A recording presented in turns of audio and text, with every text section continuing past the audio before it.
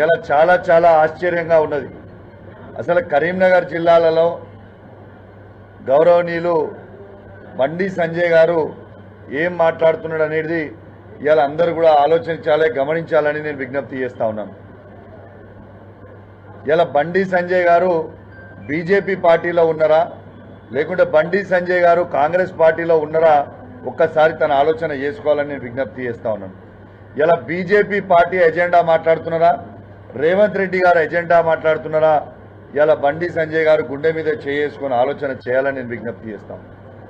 ఇలా మీరు క్లియర్గా చూడొచ్చు, ఇలా బండి సంజయ్ గారు రేవంత్ రెడ్డి గారు మ్యాచ్ ఫిక్సింగ్ ఉన్నదనేది ఎంత స్పష్టంగా కనబడతా ఉన్నదంటే, ఇలా రేవంత్ రెడ్డి గారి నోట ఏ మాట వస్తుందో అదే మాట బండి సంజయ్ గారి నోట రావడం అనేది ఇలా చాలా చాలా దురదృష్టకరం అని చెప్పి సందర్భంగా తెలియజేస్తా ఉన్నాను.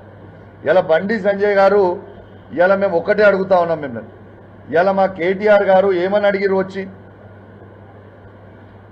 మా కరీంనగర్లో పట్టణంలో కరీంనగర్ నడి బొడ్డన ఇలా బండి సంజయ్ గారి ఇంటి కూతవేట దూరం నుంచి ఇలా సిపిఆర్ ఆఫీసర్ నుంచి కూతవేట దూరం నుంచి ఇలా ఫైరింగ్ సంఘటన అనేది జరిగింది.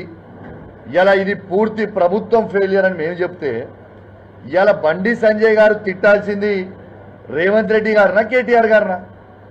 ఇలా కేటీఆర్ గారు ఇలా ప్రజలకి అండగా ఉండడానికి, ఇలా కరీంనగర్ జిల్లాలో కరీంనగర్ పట్టణంలో ప్రత్యేకంగా ప్రజలందరికీ కూడా ధైర్యం నింపడానికి ఇలా ప్రజల పక్షాన కేటీఆర్ గారు వచ్చి ఈడ ఫైరింగ్ ఎందుకైందని అడిగితే బండి సంజయ్ గారు తిట్టాల్సింది ఎవరిని? బండి సంజయ్ గారిని నేను అడిగినా, మీరు రాజీనామా చేయాలని నేను అడిగినా, కానీ బండి సంజయ్ గారు ఏమన్నారు, నాకేం సంబంధం లేదు కదా, మరి ఇది ప్రభుత్వానికి సంబంధించింది కదా. మరి తిట్టాల్సింది రేవంత్ రెడ్డి గారినా కేటీఆర్ గారినా? రేవంత్ రెడ్డి గారిని బండి సంజయ్ గారు ఇప్పటిదాకా ఒక్క మాట ఎందుకు అనలే?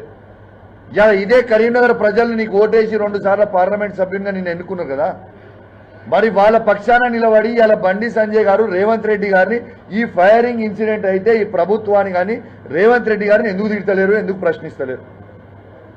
ఇది సూటిగా చెప్పాలి. ఇలా బండి సంజయ్ గారు అవినీతి గురించి మీరు మాట్లాడుతుంటే చాలా ఆశ్చర్యం అనిపిస్తా ఉంది. బండి సంజయ్ గారిని నేను సూటిగా ప్రశ్న అడుగుతా ఉన్నాను. బండి సంజయ్ గారు 2014లో మీరు పోటీ చేసినప్పుడు పార్లమెంట్ సభ్యునిగా మీరే కదా మీ నోటితోని ఆ రోజు స్టేట్మెంట్ ఏమని ఇచ్చిండ్రు మీరు? నేను సామాన్యుణ్ణి, ఇవాళ నేను సామాన్య కుటుంబం నుంచి వస్తున్నా, నా భార్య పుస్తలు ఇవాళ అమ్మి నేను ఎన్నికలు పోటీ చేస్తున్నా అని బండి సంజయ్ గారు అన్నారు కదా. మరి అక్కడి నుంచి ఉన్న బండి సంజయ్ గారు మొన్న కరీంనగర్ కార్పొరేషన్ ఎలక్షన్లు అయితే 50 కోట్ల రూపాయలు ఖర్చు పెట్టింది. మరి మీరు చేసింది ఇది ఎక్కడి నుంచి వచ్చిన 50 కోట్ల రూపాయలని మేము అడుగుతా ఉన్నాం. మరి మీరు అవినీతి చేసి సంపాదించిన డబ్బా లేకపోతే మీకు రేవంత్ రెడ్డి పంపించిన డబ్బా? ఇది ప్రజలకి మీరు జవాబు చెప్పాల్సిన అవసరం ఉన్నది. మరి మీరు చేసింది అవినీతి పెట్టుకొని మరి ఇవాళ పుస్తలు అమ్ముకొని పోటీ చేసిన 2014లో అని చెప్పిన బండి సంజయ్ గారు మొన్న కరీంనగర్ కార్పొరేషన్ ఎలక్షన్లో అయితే 50 కోట్ల రూపాయలు ఇలా ఎట్లా ఖర్చు పెట్టిరని మేము అడుగుతా ఉన్నాం. ఇలా కేటీఆర్ గారిని తిట్టే స్థాయి మీద అని మేము అడుగుతా ఉన్నాం. ఇలా కేటీఆర్ గారు 5 సార్లు శాసనసభ్యునిగా గెలిచిండు. ఇలా 5 సార్లు ప్రజల మనసు గెలుచుకొని ఇలా గెలిచిండ్రు. ఇలా కేటీఆర్ గారు ఇవాళ తెలంగాణ రాష్ట్రాన్ని ఇలా ప్రపంచంలోనే ఒక మ్యాప్గా నిలబెట్టి ఇలా మనందరం గర్వపడేలాగా ఇలా కేటీఆర్ గారు మన తెలంగాణ రాష్ట్రాన్ని కేటీఆర్ గారు పెట్టిండ్రు. అనేక సార్లు మీరు కేటీఆర్ గారి మీద నోటికొచ్చినట్టు తిడుతూ ఉన్నారు, నోటికొచ్చినట్టు మాట్లాడుతూ ఉన్నారు.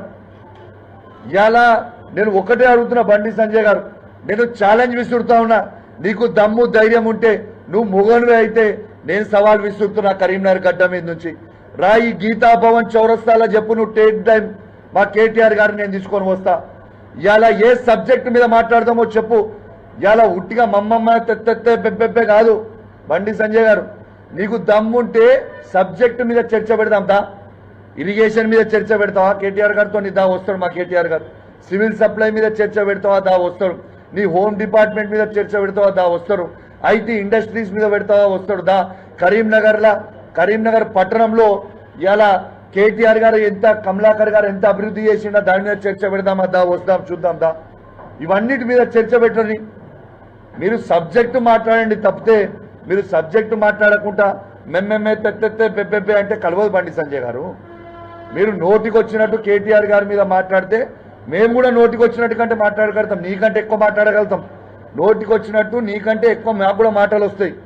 ఇలా కేసీఆర్ గారిని పట్టుకొని ఒక కేసీఆర్ కొడుకు అయితే ఏం మాటలు అవి? మాకు అన్నిక రాదా? నువ్వు మీ తల్లిదండ్రులకి అని మేము అన్నిక రాదా? మేము అనము, మాకు అనాల్సిన అవసరం మాకు లేదు, మాకు సంస్కారం ఉంది కాబట్టి. అసలు మీరు బాధ్యత గల హోమ్ మినిస్టర్ కాదా? ఇక్కడ నోటికి వచ్చినట్టు మాట్లాడతారు, ఇష్టం ఉన్నట్టు వచ్చి మాట్లాడతారు. అసలు ప్రజల గురించి మీరు చేసింది ఏంటిది? ఈ 10 సంవత్సరాల ఇలా కరీంనగర్ పట్టణానికి మీరు పార్లమెంట్ సభ్యులుగా ఉన్నారు, ఏం చేసినావు చెప్పు? టీఆర్ఎస్ పార్టీ ఏం చేసిందో నిలబెట్టి చెప్తాడు మా కమలాకర్ అన్న. రాండి చర్చకు వస్తారా? కమలాకర్ ఏం చేసిర్రు? ఇలా కరీంనగర్లో పట్టణంలో ప్రతి రోడ్ వేసింది కేసీఆర్ గారు, కమలాకర్ అన్న, వినోద్ అన్న. ఇలా స్మార్ట్ సిటీ గురించి మీరు గొప్పగా చెప్తున్నారు. స్మార్ట్ సిటీలో మీ కాంట్రిబ్యూషన్ ఏంది? ఇలా స్మార్ట్ సిటీ తెచ్చింది బాజాబ్తు మా ఎంపీ వినోద్ కుమార్ గారు. వాస్తవం కాదా ఇది? మేం చేసినా నేను చేసినా అని చెప్పుకునేది. దీన్ని ఎంబడిబడి చేసింది వినోద్ కుమార్ గారు, ఇది వాస్తవము. వినోద్ కుమార్ గారు, గంగుల కమలాకర్ గారు, కేసీఆర్ గారు చేసింది వాస్తవం. మీరు చేసింది ఏముంది? 10 సంవత్సరాలలో రెచ్చగొట్టడము, గెలిపించడం తప్పితే. ఇలా నేను బండి సంజయ్ గారిని ఒక్కటే అడుగుతా ఉన్నాను, మీరు కేటీఆర్ గారిని ఏదో బాగా తిడుతున్నారు, అసలు మీరు ఒక్కసారైనా ఎమ్మెల్యే గెలిచిండ్రా? ఇదే కరీంనగర్ పట్టణంలో మీరు ఒక్కసారైనా ఎమ్మెల్యే గెలిచిండ్రా? నువ్వు కేటీఆర్ని తిట్టే స్థాయి మీద పెరిగిపోయింది అయ్యాలా? కరీంనగర్, ఇదే కరీంనగర్ పట్టణంలో గంగుల కమలాకర్ గారు మీరు చిత్తుగా 3 సార్లు ఓడగొట్టిండు కదా. ఏదో మేము విర్రవీగుతున్నాం, మేమేదో హీరో అని, నేను ఏదో అని. ఏంటిది? ఇలా 2 సార్లు మీరు పార్లమెంట్ గెలిచింది. ఎట్లా గెలిచిరు మీరు?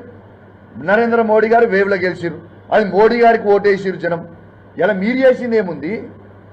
ఇలా మీరు ఒక్కసారైనా ఎమ్మెల్యేగా కరీంనగర్ పట్టణంలో గెలిచిండ్రా? అసలు ఎమ్మెల్యేగా ఒక్కసారైనా మీరు గెలిచిండ్రా? ఇలా మీరు కేటీఆర్ గారిని, కేసీఆర్ గారిని నోటికి వచ్చినట్టు మాట్లాడుతూ ఉన్నారు. ఇలా మేము కూడా అనొచ్చు కదా. ఇలా నేను సవాల్ విసురుతున్నావు భయ్, నువ్వు అన్నావు కదా డ్రగ్స్ అని కేటీఆర్ గారిని.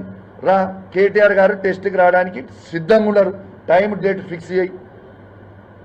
ఇలా నువ్వు, బండి సంజయ్ గారు, రేవంత్ రెడ్డి గారు, కేటీఆర్ గారు ముగ్గురు పోయి ఇలా డ్రగ్స్ టెస్ట్ ఇస్తాం దాండి. ఎవరు డ్రగ్స్ తీసుకుర్రో మేము మనకు తెలిసిపోతుంది కదా ప్రజలకి. ఇలా మేము కూడా అనొచ్చు కదా బండి సంజయ్ గారు, ఇలా తంబాకు తినుకుంటూ దాంట్లో డ్రగ్స్ మిక్స్ చేసుకొని తంబాకు తింటేనే మీకు ఎంటికలని ఊసిపోయినాయి సైడ్ ఎఫెక్ట్కి, గుండు అందుకే అయినరని నేను కూడా అనుకుంటున్నాను.